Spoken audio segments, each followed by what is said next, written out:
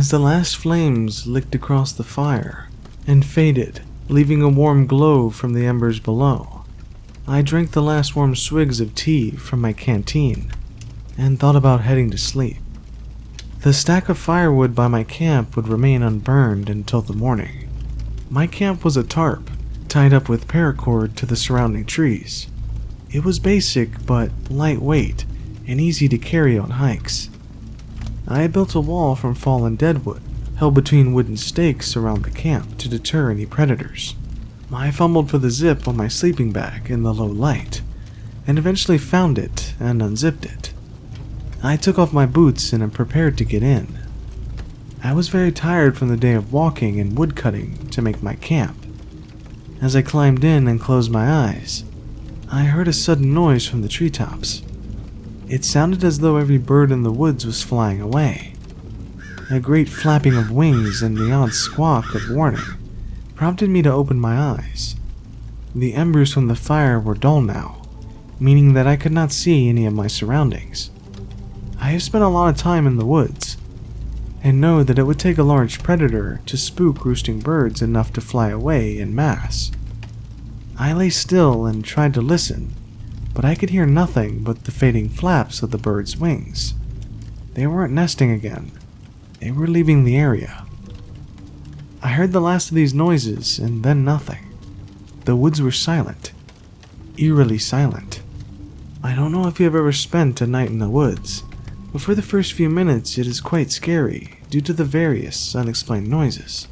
Nocturnal animals sprawling about, owls and rodents all make up the nighttime ambience of the woods. Over time though, these sounds become comforting. But there was nothing, no noise whatsoever. I sat up, still unable to see anything. I quietly reached for a log to place on the embers. They were still hot enough and the log dry enough that it would catch. As my hand found a log and began to lift it, I heard a branch snap nearby. I had made my camp in a clearing so as not to fall victim to loose tree branches falling in the wind. But all around me was dense, unkept forest. There was only one path, which was a route that I had cut out to reach the clearing. The noise I was hearing was coming from that path. I sat frozen, log in my hand, straining to listen. There came another crack of a branch. This did not sound like sticks, but a large crack like a branch being trodden on. This had to be a large animal to make such a noise. I strained to see in the darkness, but the embers, while low, still inhibited my night vision. It was just then that the smell hit me, an overpowering stench of decay. I gagged a little, trying to remain silent, not wanting to attract any attention to my camp. And then I heard a shuffling. Whatever this creature was, it was taking the path I had cut. I heard it brushing against the leaves, overhanging the trail.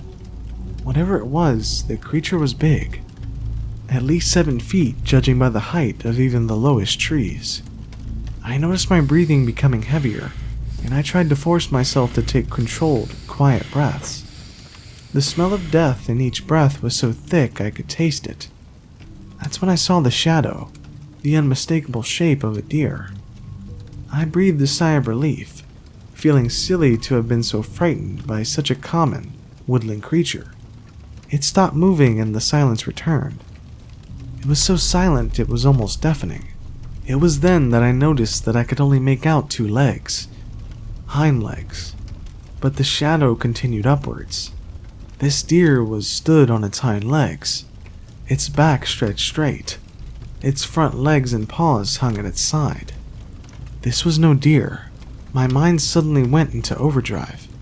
I consulted a mental image I had made of the area before the light had died, and it was surrounded by dense woodland. Impossible to run through at night without seriously injuring myself. The only way out was the path that the creature was stood on, still unmoving. I had not been hunting on this occasion, and I had not brought a gun with me. I was only camping for 2 days, and so I had enough food and drink with me, and I had a large knife, but this thought did not fill me with much hope. I decided that I would scare it away with fire. I dropped the log I was holding into the pit of embers, pushing them a little past the cooler embers at the top. I quickly placed a few more around it. I found a few twigs and threw them on as well. One of the sticks caught and a tiny flame shot up from the fire. While small, it still illuminated the clearing enough for me to see the creature standing at the end of the path. I could not make out the details, but I could see its shape and its antlered head, which was sniffing the air in my direction. The other twigs caught and I saw it. It had the body of a deer, but its flesh hung from its bones. It looked as though it had been decomposing for a while, and yet, here it was, trying to get my scent. Its torso was upright, its broken ribs exposed through the rotting flesh of its chest. The head was the most disturbing. Much of its skull was showing, but its antlers had remained intact. Its head hung to its left side, as if its neck was broken. Its eyes, or the space where its eyes had once been, reflected a bright red in the light of the fire. It looked as though there was something inside it, wearing it like a costume. It opened its jaw and its head hanging to one side. It let out a hellish scream. The noise was nothing like a deer, and nothing like I've ever heard from any animal I have ever seen. I felt it all the way through me. A long, undulating noise, high-pitched and shrill. My skin felt like ice, and I remember screaming "run" in my head. All care for the dangerous terrain surrounding me, and gone from my mind. I couldn't move. I was frozen, sitting in my camp, staring at the monstrosity before me. I took a step toward me when two of the other logs caught fire, flames leaping up. The creature stopped and swung its head around to look at the fire, then back at me. It was at this point I thought I had a chance. The fire seemed to have scared it. I was wrong. It launched itself at me with amazing speed, probably only 20 feet away now. I finally found my ability to move and jumped up, sprinting in the other direction. I reached for the tree line, and without looking back I jumped into it, holding my arms up in front of my face to shield my eyes from the many sticks and plants. I didn't make it very far until I ran into a large branch and fell over. I wanted to look behind me, but I could not bring myself to. Instead, I scrabbled underneath the branch and started running again on the other side. I hit 3 more branches in the darkness, and the last one hit me in the chest and winded me. I lay on the ground trying to catch my breath, thankful that I could no longer taste the awful taste of rotting deer flesh. I tried to breathe quickly, trying to listen for sounds around me. The woods were still quiet, but I could hear periodic crashes of a large creature, presumably searching for me in the darkness. The crashes were off in the wrong direction, though, and seemed to be getting further away. I laid in the spot for what felt like an eternity, but was probably about 2 to 3 hours, judging by the light. I finally heard a little forest critter scurrying through the undergrowth, then another, then a hoot of an owl. It was clear that the predator had left the area. I didn't go back to my stuff. I stood up and headed straight to the nearest edge of the woods. I picked up a large branch as a weapon and slowly picked my way through the woods. I reached the exit at what looked like around 4 a.m. The sun was starting to rise again, but not yet visible. I walked over to my car. It was just how I left it. I opened the door, and as I did, a smell of rotting flesh suddenly hit me. I slammed the car door, started the engine, and drove out of there. My wheels spun on the forest floor as I revved the car too hard. I really didn't care. I just wanted to be far away. I glanced in my rearview mirror, and just as I was leaving the parking area, I saw it running across the middle of the car park behind me. Its running looked awkward, yet it was still very fast. I put my foot to the floor and didn't look back again. I don't go camping anymore, especially without my gun. Hunting or not.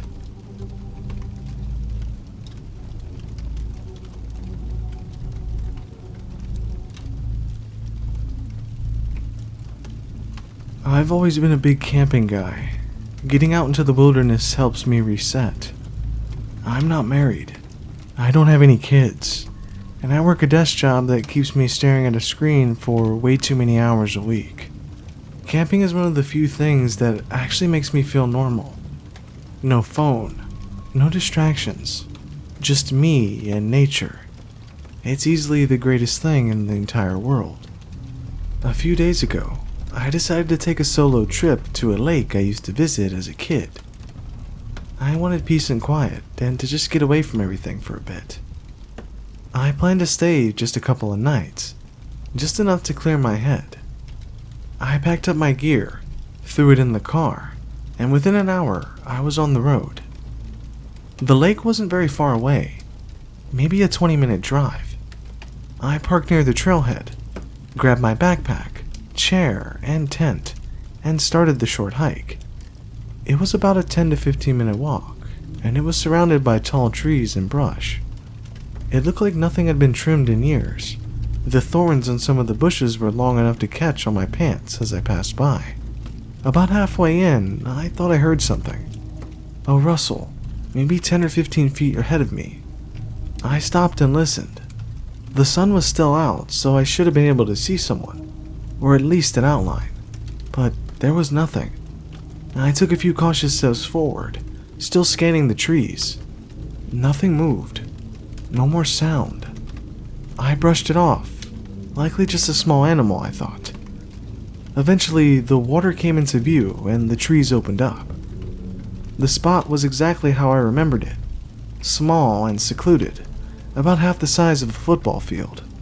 A short boardwalk looks out over the lake, and thick forest surrounds the area on all sides. You feel completely cut off from the rest of the world out here. A huge wave of nostalgia came over me, and it felt bittersweet that I was back here, but this time without my dad. I dropped my backpack and started setting up camp. The rest of the day went by pretty quickly. It was really peaceful and just what I needed. By the time the sun had set, I was sitting by the stove, heating up a can of chili and watching the light go down beneath the trees. The forest was so still, like the air was holding its breath. A breeze came through, cool against my skin, a contrast to the warmth of the chili in my hands.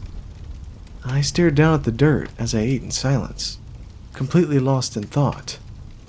When I finally looked up, I froze. Just beyond the tree line, I saw what looked like a figure. It was standing still, half shrouded by branches, watching me. The moment my eyes met it, the figure ducked behind a tree, and I heard the dry and unnaturally quick rustle of footsteps retreating deeper into the woods. It was too dark to make out much, but it was tall, human-shaped. I thought it was definitely a person. I stood there, my heart starting to pick up, and I grabbed the flashlight and knife I had laid beside me earlier. I didn't know if whoever that was meant harm, but I wasn't about to sit there and wait to find out. I stepped into the trees slowly, sweeping the beam of my flashlight through the underbrush, scanning every inch of the forest ahead of me. I spent another minute searching the woods, but the figure, whoever it was gone. I took a deep breath, calming my nerves down.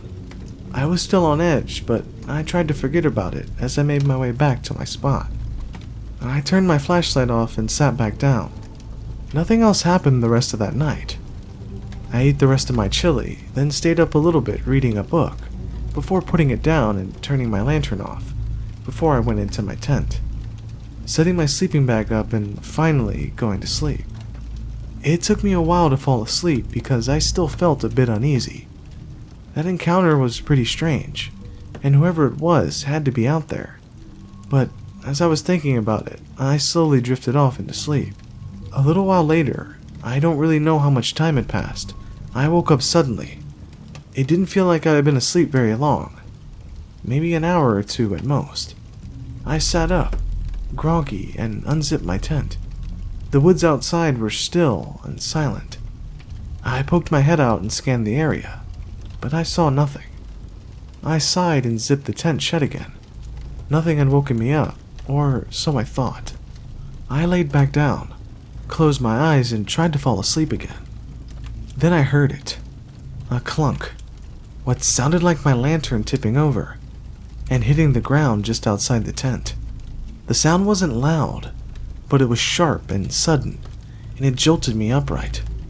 I leaned forward, hand on my flashlight, and unzipped the tent just a few inches to listen. The night was still, only the faint splash of the lake and the occasional breeze in the trees. My lantern had fallen over, I could see that now, but the wind hadn't been strong enough to do it. Not even close. I glanced toward the trees, and that same feeling returned. That tight, cold unease in my chest. I didn't see anything out there, but I didn't feel alone either. I zipped the tent shut again and sat there in silence, gripping the flashlight, trying to convince myself I was just being paranoid. It took me a while to fall asleep again. The next morning, I had almost forgotten the whole thing. I rubbed my eyes, stretched, and stepped out of the tent and into the crisp morning air. I grabbed a small bucket from my backpack and started toward the lake to get some water to wash up. That's when I saw them. Footprints, clear as day, pressed deep into the dirt at the edge of the water. I froze. The prints weren't facing the lake. They were facing away from it, toward my campsite. I followed them with my eyes, my chest tightening with each step. The prints led straight from the water to my tent and stopped there. My heart dropped. I wasn't paranoid. Someone had come out of the lake and stood right where I slept. I didn't know what to think. If that person came back, how could they have come from the water? Why would they? It just didn't make any sense to me. I stared into the lake like I expected to see something floating. A raft, a wetsuit, literally anything. But the water was still, just ripples and reflection. My hands were trembling a bit as I filled the bucket. I tried to keep it together on the walk back to camp, but I'll be honest, I was definitely a bit shaken. I looked around as I moved, scanning the trees, expecting to see someone step out at any second. No one did. I warmed the water on my stove and used a washcloth to clean up, just trying to distract myself. While I scrubbed my arms and face, I kept thinking, trying to rationalize what had happened. Maybe it was just a prank. Maybe some jackass was hiding out here, just trying to scare hikers for fun. But who would go to those lengths just to knock over a lantern and leave muddy footprints? It felt too deliberate, like it was staged, for me. After drying off, I went to clip my knife back onto my belt, but it wasn't there. I checked around the stove, near the sleeping bag, and inside the tent. Nothing. My stomach dropped. I could have sworn I set it beside me the night before, but now it was gone. I stood there for a minute feeling like an idiot. That was the one thing I didn't want to lose. I told myself maybe I left it somewhere when I searched the woods. Still, I really didn't like the idea of not having it on me, not with whatever was going on out here. I didn't do much for the rest of the morning. I ate a little, tried reading again, but I really couldn't focus. I even went fishing, but it didn't feel right. For the hour I was at the lake, I felt like I was being watched. Every sound felt amplified. Every twig crack made me flinch. I didn't want to admit it to myself, but I was considering packing up and heading out early. At some point in the afternoon, I decided to walk the trail a little bit. Not far, but just enough to stretch my legs and get away from the tent. I needed to clear my head. About 5 minutes into the trail, I passed a tree with something etched into the bark. My name. Not just scratched in. Carved. Deep, jagged letters. My full name. First and last. And right at the base of the tree was my knife. Just lying there. Like someone had placed it on display. I stared at it. My heart was pounding. I hadn't brought anything sharp enough to do that kind of carving besides that knife. And I damn sure didn't do it myself. I looked over my shoulder, then down at the knife again. The bark was still fresh. Whatever carved my name into that tree had done it recently, like hours ago. I picked the knife up slowly, trying to keep my breathing steady. My hands felt clammy. That was the moment something clicked in my brain. This wasn't just a trespasser. It knew my name. I suddenly thought, I needed proof I could show the police. The footprints by the lake, the carving in the tree. I brought my phone along for emergencies, but I left it in my backpack back at the campsite. I turned and headed back fast. The whole walk, I felt like something was behind me. Not close, but just far enough to stay hidden. I didn't stop to look. I really didn't want to know. When I got back to the site, my heart sank. My backpack was open, but I knew I'd zipped it shut. I spun around scanning the woods, half expecting to see someone standing there watching me. There was no one. Gritting my teeth, I dropped to my knees and started digging through the bag. My clothes were still there, so were the snacks, the first aid kit, and my water bottle, but my phone was gone. Someone had been here. They'd gone through my stuff and moved things around like they were looking for something, and then they took my phone. I sat back on the dirt and let out a frustrated yell, gripping my face in my hands. My breathing was heavy again. I stayed like that for a while, just trying to think. I didn't want to be here anymore. I didn't want to stay another second, but when I looked up, the sun had already dipped low behind the treetops. I had no idea what time it was without my phone, but the sky was dimming fast. I ran through options in my head. The hike back to the car was 15 minutes, maybe less if I was moving fast. And then what would I do? Drive down an empty road with something possibly following me? With this thing still out here? If it had wanted to hurt me, wouldn't it have already done it? I hated it, but a part of me thought I'd be safer staying put until the morning. Maybe I'd even catch it and see who it really was. I don't know. I was scared, but I was also pretty pissed off. Whoever was out here had taken my phone, carved my name into a tree, walked right up to my tent, and stood there while I slept. If it had came back tonight, I wasn't going to just sit and wait. I had a plan. I spent the next hour setting up a trap. Nothing fancy, just some fishing line I tied between nearby trees, about knee-high, with a few metal spoons I brought and a can hanging from it. It circled around my tent in a wide loop. If anything got close, I'd hear it. I took a step back and admired my masterpiece. This had to work. Once I was satisfied, I tried to relax. I warmed up a can of soup and sat by the fire with my bowl in hand, trying to pretend this was just another night. I rocked in my chair, looking at the lake and zoning out, as I thought back to when I was a kid, maybe 7 or 8. My dad used to bring me here almost every weekend. He'd make a fire, cook hot dogs, and let me drink root beer from his camping mug while we watched the stars, and he'd tell me stories from when he was a kid. I always loved those nights. Some of my favorite memories from my dad are from out here, and whenever I was out here with him, he was quieter and softer than usual. At home, he was a typical dad, being a hard ass on us, but out here, it's like he felt calmer. There was one trip I never forgot, and it was the last trip we ever took out here. I was already in the tent, bundled in a sleeping bag and getting cozy, when I heard my dad walking around outside. Then I heard his voice, low and sharp, like he was talking to someone. I peeked out and saw him standing by the edge of the trees with his flashlight raised, staring into the woods.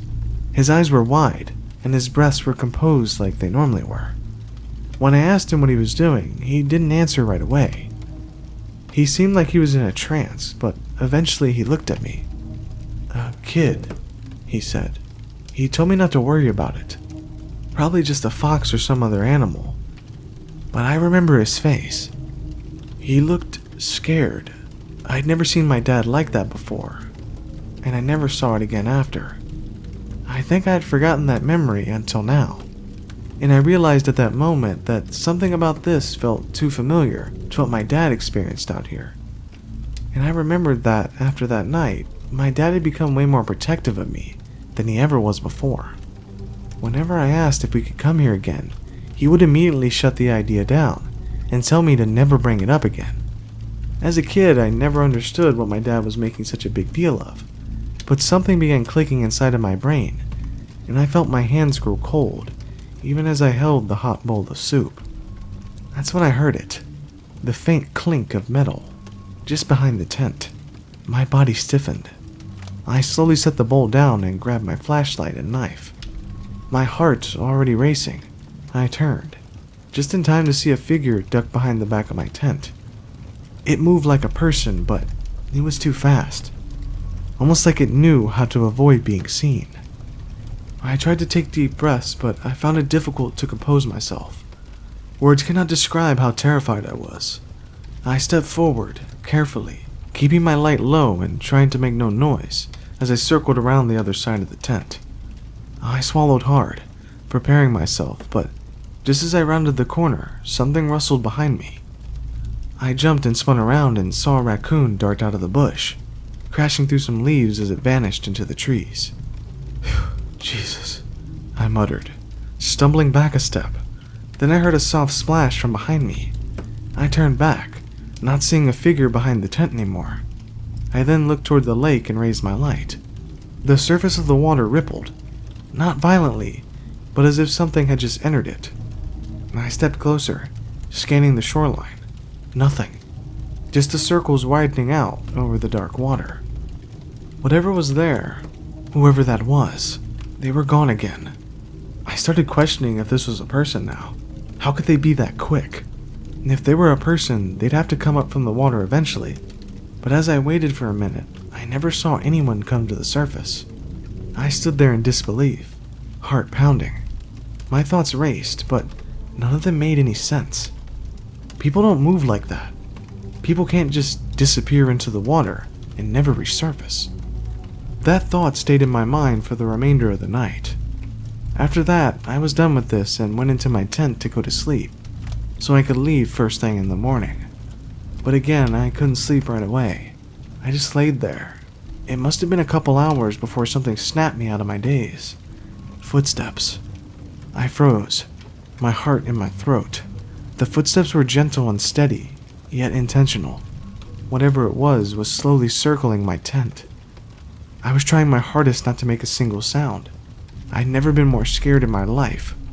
I held the sleeping bag to my chest tightly, shutting my eyes as the footsteps continued around my tent. And for the first time in my life, I started praying to God under my breath.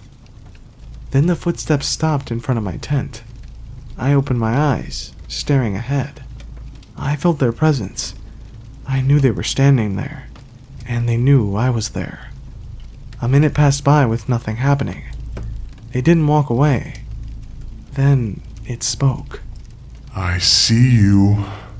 My heart stopped. It was my voice. Raspy, hollow, and wrong.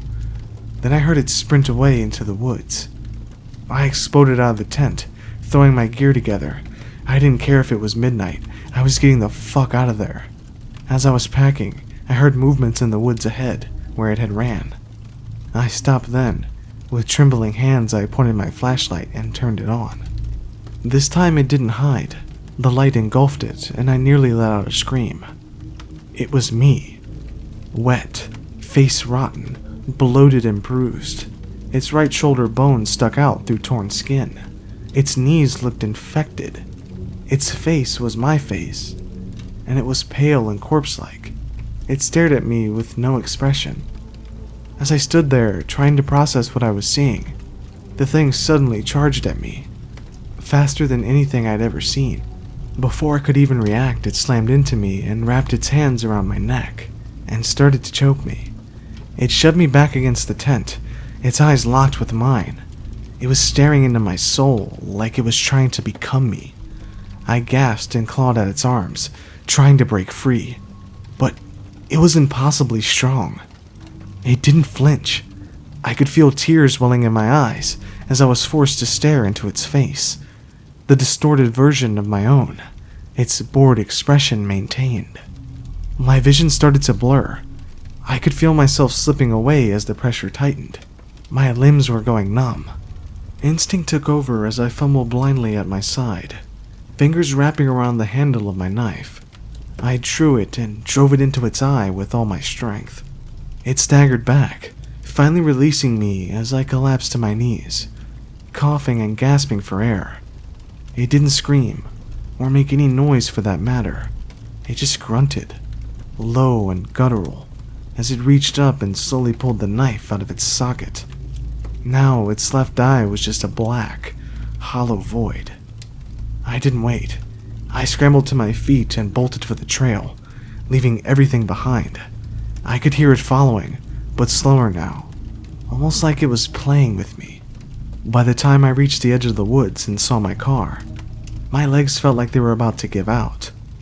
I fumbled with the keys, nearly dropping them before unlocking the door, but something made me stop and look back before getting in. There it was, at the top of the trailhead, watching me. It didn't chase me or move, it just stood there. I jumped in and started the car and drove out as fast as I could. It never moved, just kept watching as I sped away. When I got home, it felt like I had just escaped hell. I didn't even make it to the shower. I collapsed face first onto my bed and blacked out. Even now, I can't process what I saw. Even writing this, I don't think I'm describing it in well enough detail. I can't stop thinking about it. That it was me the whole time. That it looked like me, moved like me, and that it even spoke like me. That thought still shakes me to my very core. The next morning, I woke up and immediately felt off. I opened my eyes and felt the chill in the air before I saw the fabric around me. I was back in the tent, at the lake. I sat up, dazed. Had I never left? Was this all some type of nightmare? Then I saw something outside, lying on the ground just in front of the tent. It was a photograph. I stepped out slowly and picked it up. It was an old Polaroid of my dad, standing in our childhood home. It was a picture I hadn't seen in years. My hands trembled as I turned it over. On the back, in handwriting identical to mine, were 3 words. See you soon.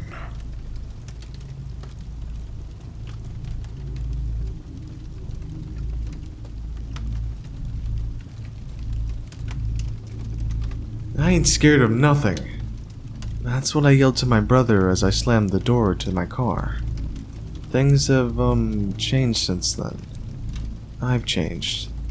I remember his smirk as he held out my jacket, the way he spouted off an endless list of things I should be scared of. Skinwalkers, witches, and werewolves. He presented each one as reason after reason of why this idea was stupid, saying I still had time to flake out and save face. I remember rolling my eyes, snatching my jacket from his grasp, sliding into my car and yelling that I'm not scared, before speeding away towards the darkening outline of the mountains. They stood out stark against the setting sun like teeth. Boy, how I wish I would have listened. I was wrong. He was right, and now I'm very fucking scared. Let me back up a bit. It all started about 2 days ago. I was out of my mind, depressed.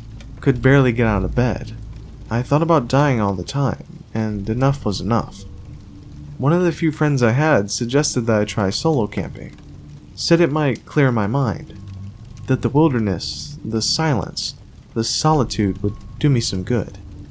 He gave me a list of spots, some more isolated than others. I decided on the most isolated one, which was about a 3-hour hike from the last campsite, far out in the Rocky Mountain National Forest. I remember his face, the surprise, the acceptance. Are you sure? His voice cracked.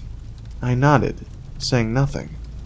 Okay, I mean, it's a pretty secluded place, especially for a first-time camper, he shrugged.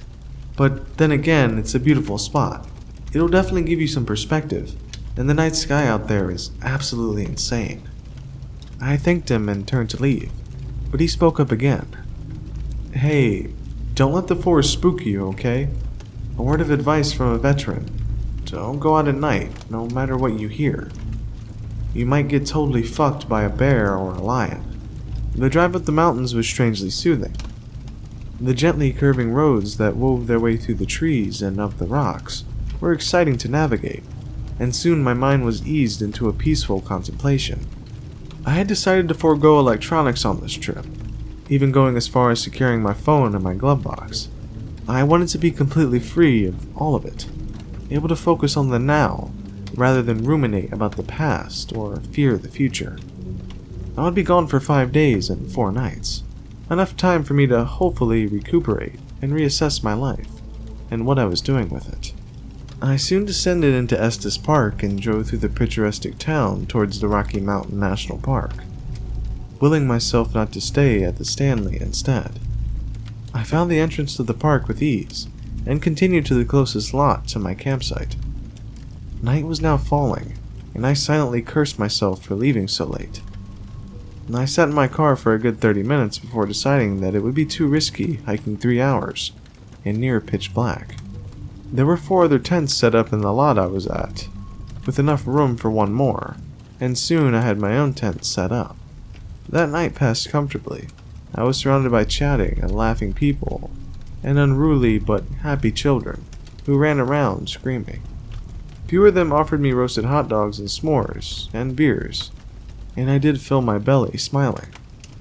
I was rolled up in my sleeping bag before the last light from the dying embers faded away. The second night didn't go so smoothly. I woke up late, well rested but still groggy, and took my time repacking my tent. I hesitated at first, wondering if I shouldn't stay there, but at 3 p.m. another family showed up with proof they had reserved the site, so I gathered my things and set off. I immediately got lost.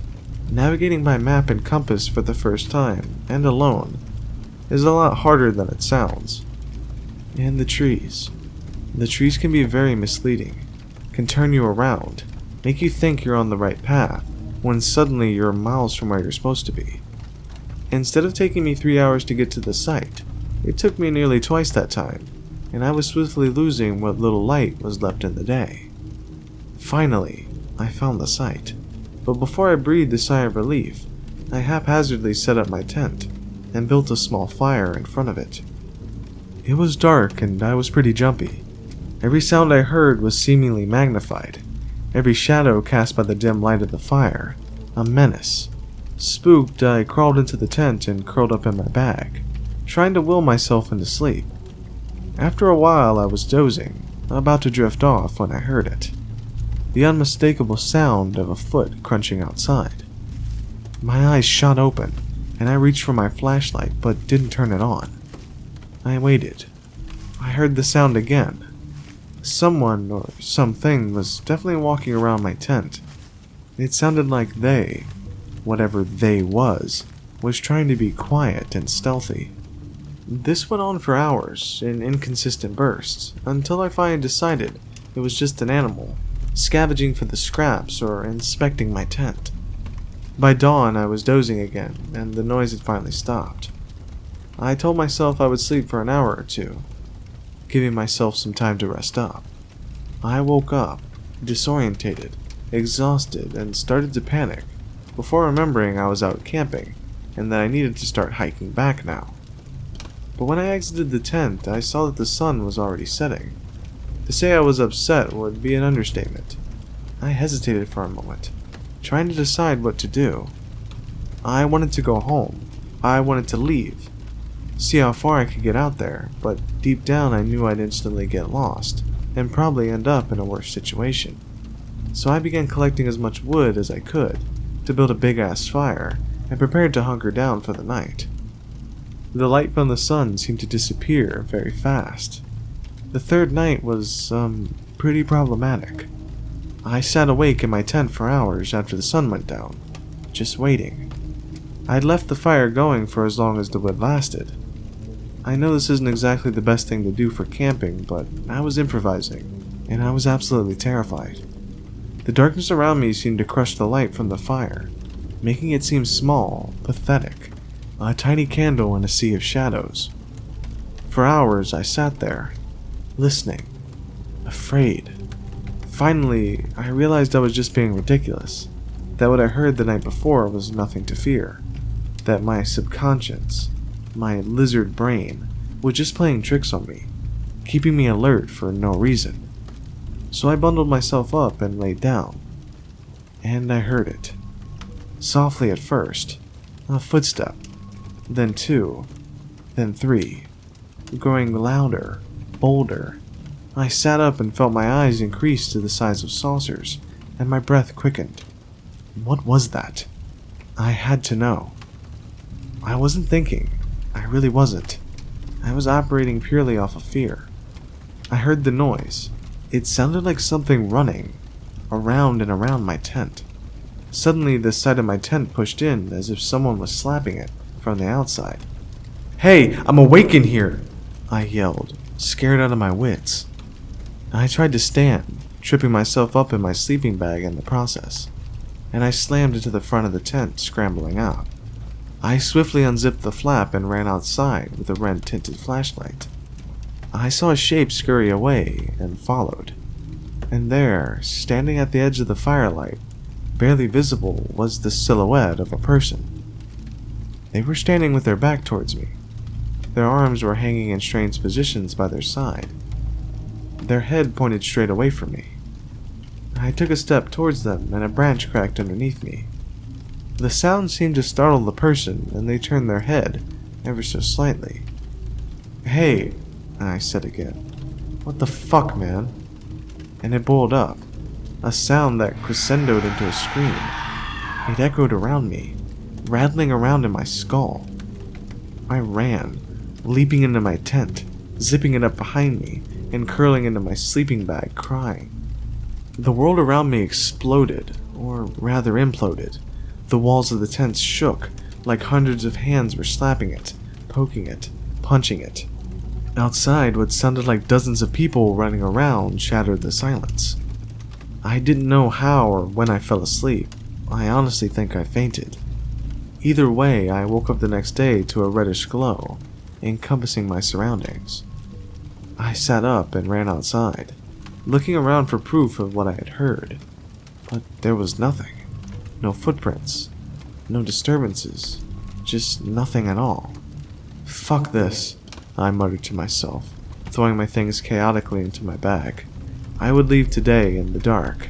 I couldn't stay another night here. I was just starting to unpull the tent when I heard it.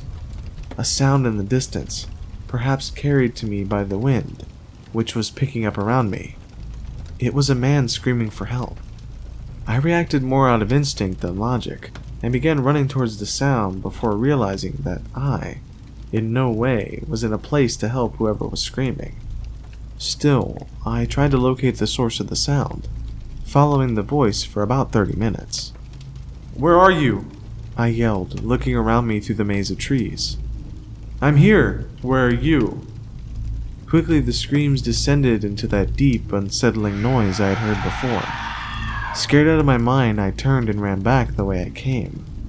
By some miracle, I made it back to my campsite, grabbed my backpack, and uprooted the poles of the tent, thinking I would just roll it up and carry it back instead of taking the time to fold it neatly, and shove it into my bag. Around me, the mountains loomed up like fangs, like I was about to be swallowed whole by a monstrous mouth. As I pulled each pole, the tent fell a little, but it was only on the third pole out of the 6 that I realized it wasn't falling fully flat.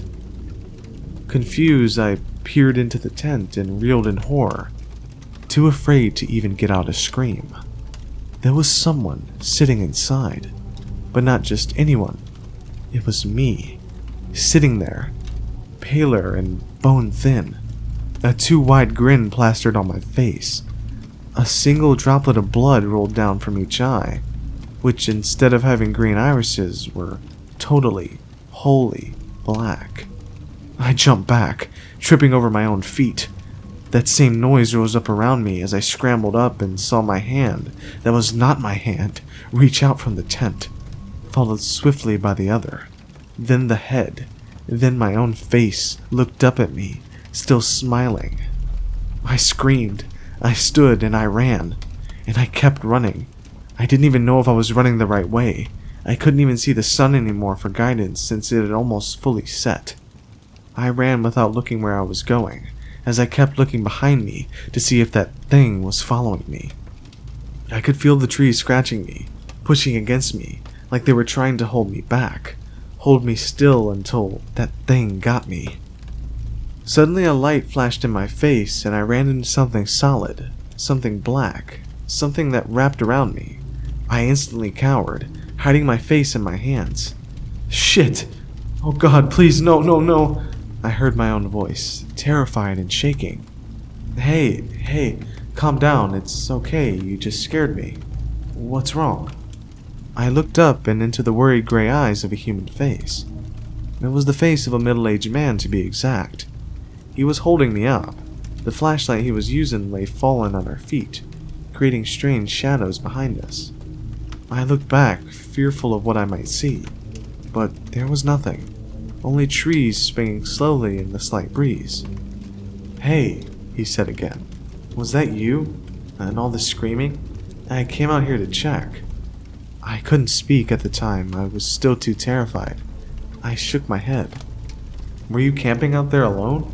he asked, letting go of me and bending down to retrieve the flashlight. I nodded and then began crying. "Hey, it's okay. It can be spooky out here. Come on, my car is right over there."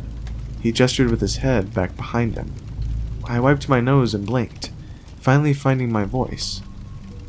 Who are you?" He glanced at me, then away. "I'm a park ranger."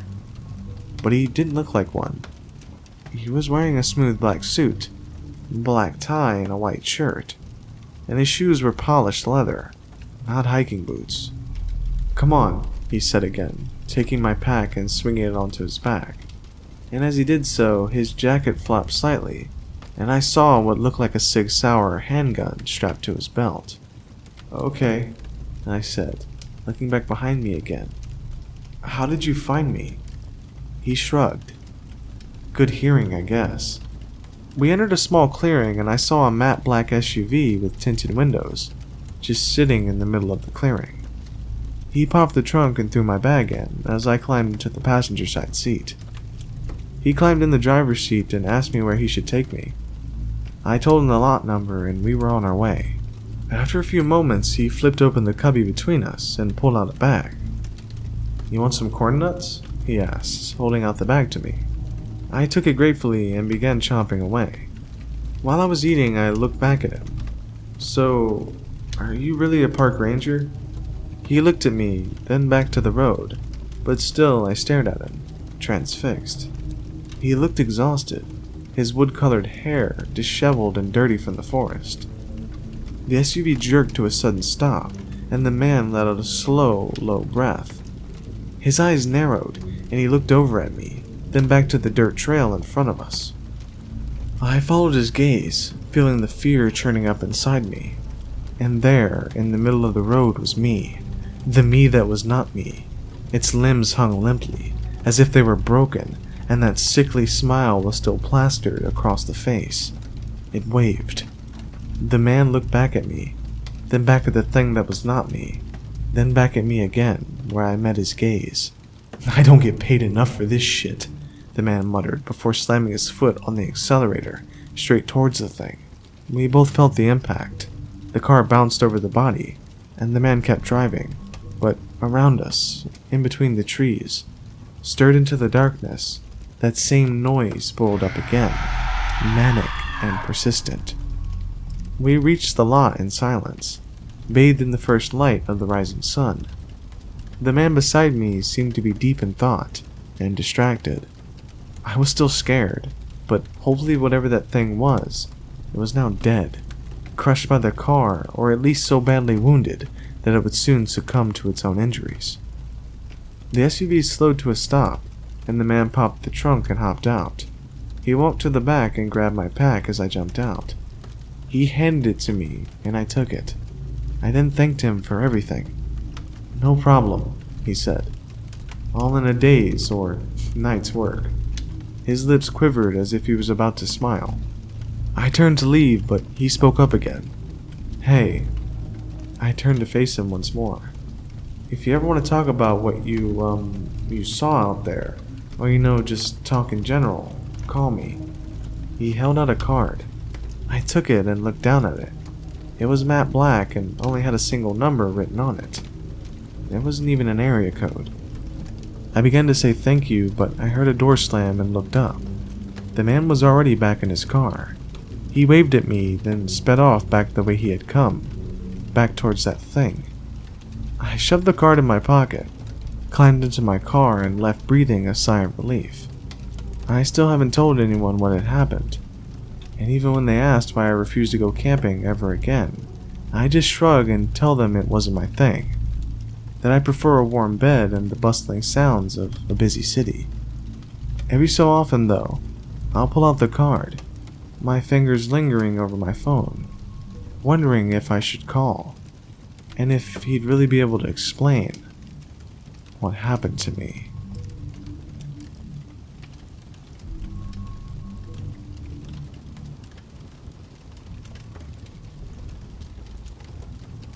I'm an experienced hiker. I'm not one of those weekend warriors who sticks to the paved, well-marked trails. I like the deep woods, the places where you can walk for a whole day and not see another soul. I had a long weekend, so I decided to tackle a remote trail in a state forest a few hours from my home. My plan was simple: hike in about 5 or 6 miles, find a good spot to camp for the night, and hike out the next day. Pretty standard stuff. The hike in was beautiful. The air was crisp. The sky was a brilliant, cloudless blue, and the late autumn sun cast long, golden shafts of light through the canopy. The only sounds were the crunch of my boots on the fallen leaves, the chatter of a distant sparrow, and the wind whispering through the trees. This is why I do it. This feeling of absolute peace, of being completely disconnected from the noise of the world. After a few hours of steady hiking, I started looking for a place to make camp. I was looking for the usual, a relatively flat spot, not too close to the trail, preferably with access to a water source. And that's when I found it. It wasn't just a good spot, it was a perfect spot. Unnaturally perfect. I stepped off the main trail, pushing through a thicket of ferns, and found myself in a clearing I can only describe as idyllic. It was a perfect circle, maybe 40 feet in diameter. The ground was covered in a carpet of short, soft, and vibrant green grass that looked more like a meticulously manicured lawn than a patch of wild forest floor. And the trees. The trees formed a perfect, unbroken ring around the clearing. Tall, ancient oaks and pines stood shoulder to shoulder, their branches interlocking overhead like some kind of dome, leaving this single, perfect circle of green open to the sky. It was like something out of a fairy tale. A small, rational part of my brain registered how strange it was. Clearings in dense forests are rarely so symmetrical. The grass shouldn't be so uniform, so soft. But the overwhelming feeling was one of discovery, of incredible luck. It felt safe, protected. The circle of trees felt like a natural fence, a private room gifted to me by the forest itself. I dismissed my unease as my city dweller's cynicism. I had just found the jackpot of all campsites. I dropped my pack with a contented sigh and set to work. The tent went up easily, the stakes sinking into the soft earth with a satisfying thump. I gathered some fallen branches from just outside the clearing and built a small, neat fire pit in the center. Soon, a cheerful little fire was crackling away, warding off the evening chill. I cooked a simple meal of dehydrated chili, and I sat on my log, watching the flames dance as the sun set, painting the sky above the circle of trees in hues of orange and purple. This, I thought to myself, is perfect. This is what it's all about. As true darkness fell, the forest changed, as it always does. The familiar woods of the day became a strange place of shadows and unseen movements. But I was snug in my little circle of light and warmth. I felt completely secure. After cleaning up my cook set, I doused the fire thoroughly, making sure every last ember was out, and crawled into my tent. I zipped up the flap, settled into my sleeping bag, and tried to sleep. And that's when the perfection started to unravel. It began with a feeling, a strange sensation from the ground beneath me. It was a faint, almost imperceptible movement, directly under my sleeping bag. It felt like insects, a whole lot of them, moving around just under the tent floor. A low-grade, creepy crawly feeling. I tried to ignore it. I'm in the woods after all. There are bugs. I pulled my sleeping bag tighter around me and closed my eyes, focusing on the gentle sounds of the night. But I couldn't sleep. The feelings persisted, a constant, subtle, wriggling sensation against my back. It wasn't painful, it was just wrong. Then the noises started. They came from outside the tent, from the ring of trees surrounding the clearing, a soft snap of a twig, the dry rustle of leaves. At first, I assumed it was just an animal, a deer, maybe even a raccoon, but the sounds were too regular. Snap, rustle, snap. They seemed to be moving slowly around the perimeter of the clearing, like someone is moving around me in the darkness. My heart started to beat a little faster. I lay there, perfectly still, my ears straining in the darkness. And then I saw the shadows. My tent is made of a thin, light-colored nylon. The moon was bright, and it cast eerie, dancing shadows of the tree branches onto the tent walls. I watched them, trying to calm my racing mind. It's just the wind, I told myself. The wind is making the branches move. But there was no wind. The air was dead still, yet the shadows on my tent walls were moving, not just swaying, but actively, deliberately shifting. They were long, thin, finger-like shadows, and they were stroking the outside of my tent. I could see them sliding up the walls, tracing the seams like curious, probing fingers. I sat bolt upright, my breath caught in my throat.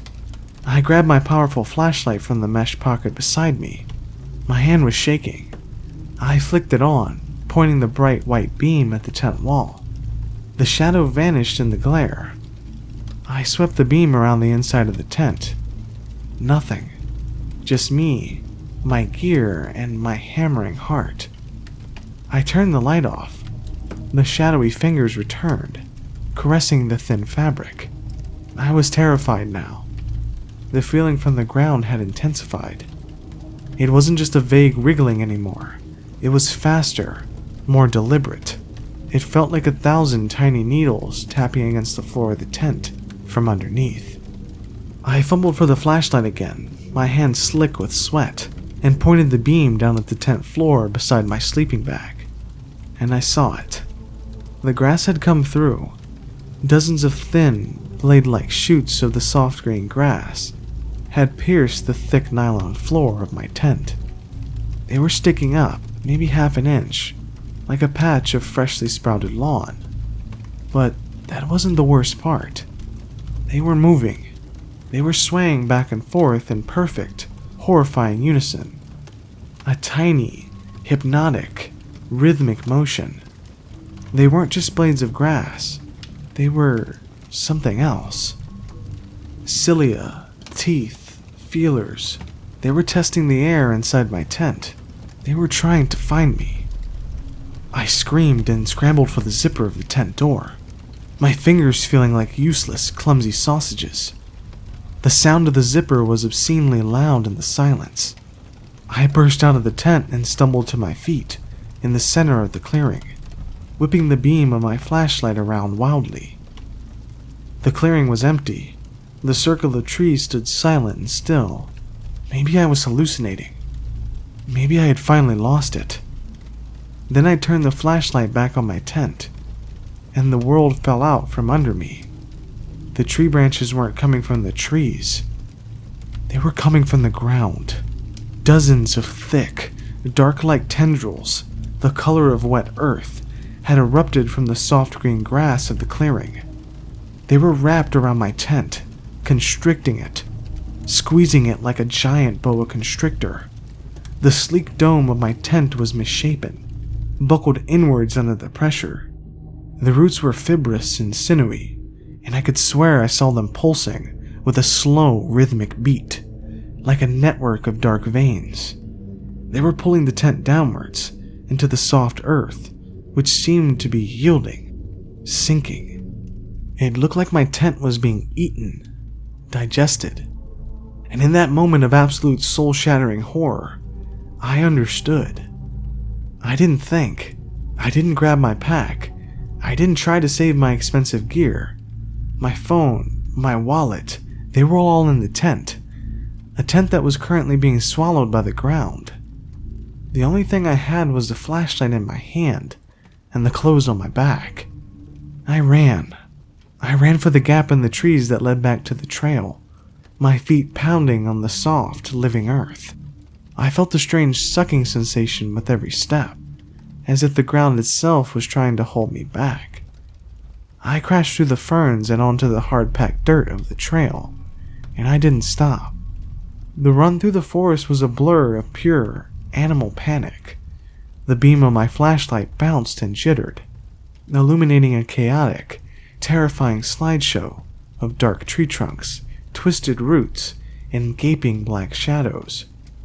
Every rustle of leaves was the creature, its tendrils slithering after me. Every shadow was its gaping maw. I ran until my lungs felt like they were on fire, until my legs were jelly, until I was sobbing and gasping for air. After what felt like an eternity, I saw it, a glint of reflected light through the trees.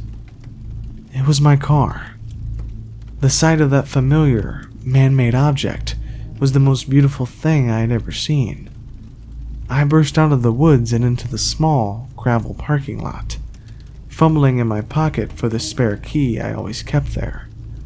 My hands were shaking so violently, it took me 3 tries to get it into the lock.